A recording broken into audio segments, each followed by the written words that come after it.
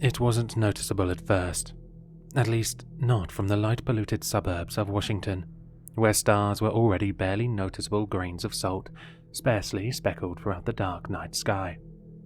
I never thought anything about them was off, those fiery spheres of light residing millions of light years away from my family's home, until my father brought it up at dinner one night.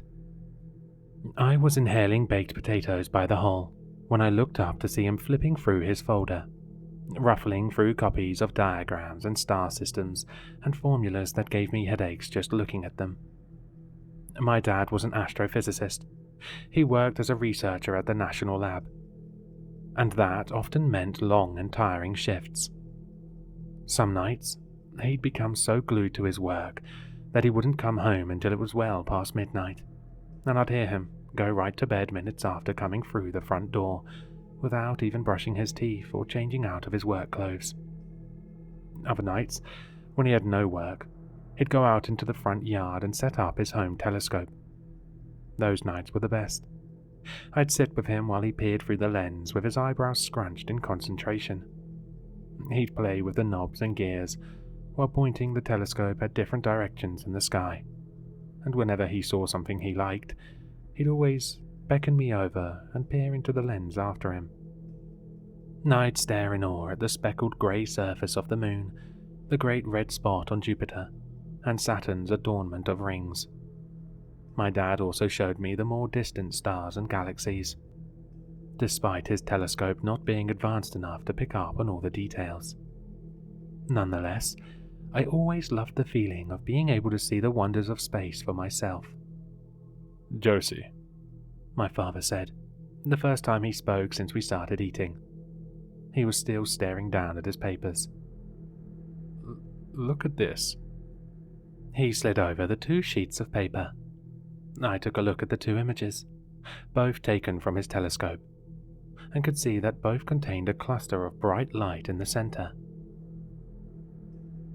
"Both pictures of the Sombrero Galaxy," he continued, "taken 5 months apart, 29 million light years away. Do you notice anything?" I examined the papers a bit more closely. The pictures were printed in black and white, and relatively grainy, but I could still see it. The one labelled May 22 looks a bit dimmer, I responded tentatively, half expecting my dad to start laughing at my incredulous response. Instead, he nodded silently, his gaze lingering upon his plate of untouched food. His response worrying me was an understatement at best. He was never this grave.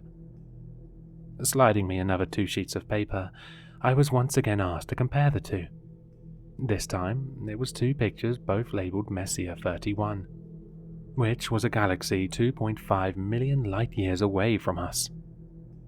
"The Andromeda," I said, immediately recognizing the celestial body from the countless times I've gazed up at it through the telescope. "It looks the same to me, but..." And then I saw it. Not the galaxy itself, but the surrounding stars in the background. In the older picture, labelled January 22, I could see an array of bright dots speckled throughout the distance. In the more recent one from May, however, I noticed that there was only darkness in the background. I didn't even have time to finish my sentence. The silence lingered between my father and I, sharp and clear. My father had discovered something very wrong. The following days, I tried to continue with life as normal. Every day I went to school, came home, did homework, went to bed, and did the same the very next day. My father, on the other hand, started to spend even more time at his lab. Sometimes he'd be at work for days straight, leaving me home alone with nothing to do but mull in my thoughts. One night, with me alone by myself and nothing better to do, I decided to try looking through my dad's telescope. It took me a good few hours to finally fit all the pieces together and mess with the settings, but eventually I figured it out and could start pointing it at different directions in the sky. I started off trying to find Messier 104, or the Sombrero. I knew the galaxy was located near the borders of the constellations Virgo and Corvus, and I found those with relative ease. But I just couldn't find the sombrero. It was as if it had been wiped clean off the surface of the night sky. Unnerved, I moved on to the Andromeda, which I easily located near the great square of Pegasus. The telescope was nothing fancy, so I couldn't make out any small details with it. But I zoomed in as far as I could, and I just stared at the little sparkle of light. It vanished. Just like that, in the blink of an eye. The light vanished. It was as if some celestial being had exhaled a bit too harshly, and thus caused the stars to go out like flames on a candle. There was no rational explanation I could think of. I swiveled the telescope due north now, desperately searching for another star. Omega Centauri, a cluster of stars, 17,000 light-years away, much closer to Earth than either galaxies. I stared at it while holding my breath, fearing for the worst. I counted. 1. It was still there. 2. The stars looked like millions of shards of broken glass. 3. I wondered if those stars had their own solar systems. 4. Were there aliens living on those planets? 5. In horror, I watched as a black cosmic mass quickly engulfed the sphere of twinkling lights. I couldn't describe it. It looked as if darkness itself had gained mass and was now determined to spread to every corner of the universe. Stifling a scream, I fell backwards onto the damp grass behind me. I had seen enough. Without even packing up the telescope, I hopped in my car and started the drive to my dad's workplace. The higher-ups know. I was sitting across from my dad in his clustered office now, surrounded by screens and whiteboards and textbooks. His messy desk lay between us, its surface practically covered by books and folders. All the researchers here know about it. The government has been informed. Then why haven't they told us about it? Why doesn't the entire city know? Why doesn't the world? I was half shouting by now. Everyone's going on with their lives, oblivious to the fact that everything in the universe is disappearing, and we're going to be next. My dad simply sighed and placed his head into his hands. There's no point in telling the population. We're all going to be gone within the next few days anyway, so what's the point in causing mass panic with no solution in sight? Josie, he continued. You know about the Big Crunch theory, right? Kind of. I responded stiffly, terrified, yet curious. It's the idea that whatever force which facilitates the growth of the universe will eventually stop, thus causing space and time to double back on itself. Basically, the universe starts compressing itself. He paused for a while, as if not sure how to continue. I wanted him to keep going. But this is different. He started up again. Instead of matter being pushed back, it's instead being consumed. No one here can figure it out. It's as the edge of the universe is pushing in on us. It's devouring galaxies whole as it moves. It violates everything we know about modern-day physics. Abruptly, he stood up from his seat and looked me in the eye. I saw a wave of fear and sadness take over his expression, and I suddenly realized how tired and stressed he must have been these past few days, trying to figure out this phenomena that was well beyond the scope of the human mind. Come with me, he said. There's something I have to show you. I followed him as he went out through his office, past blank white hallways, down flights of stairs and through multiple security doors. His workplace was big, I noticed, and most of it seemed empty.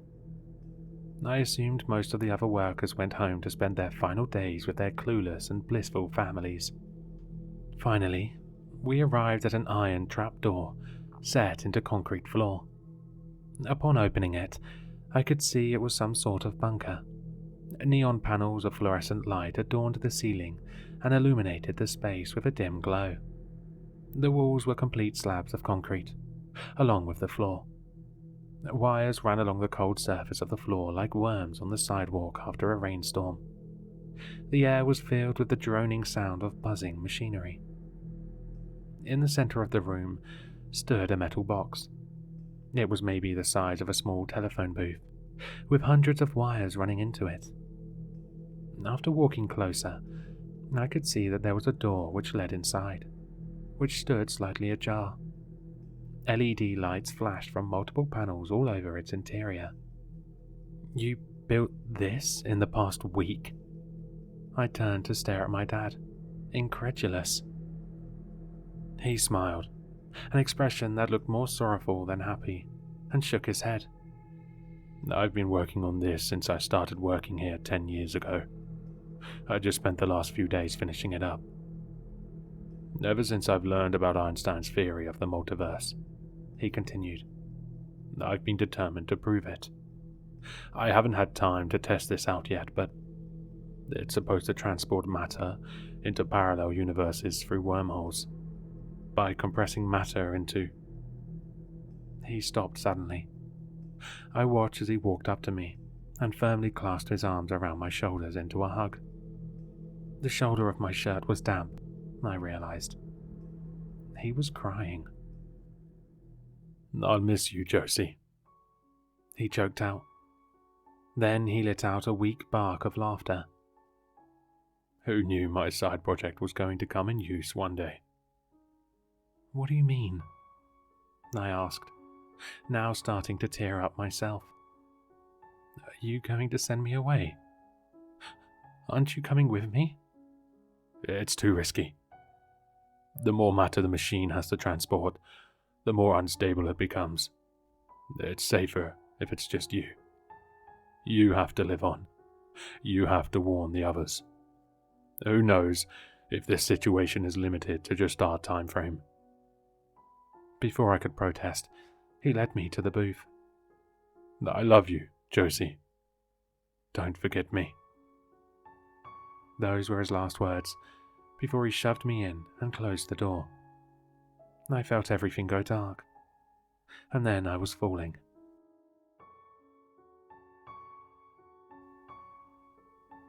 When I woke up, I was in my bed, except my bed was on the wrong side of the room, and my walls were blue instead of purple. I turned to look around and spied the window. Quickly, I shot out from under my covers and yanked open my curtains. Sunlight streamed in through the glass. Sunlight. The sun was still here. I heard a knock on my door. "Come in," I tentatively responded. As the door opened and the visitor came in, I saw that it was a woman. I immediately recognized her as my mother through my memories, even though I never remembered living through those memories. In my old life, my mother had left us when I was 5. She took one look at me and knew. "You also had to leave, right?"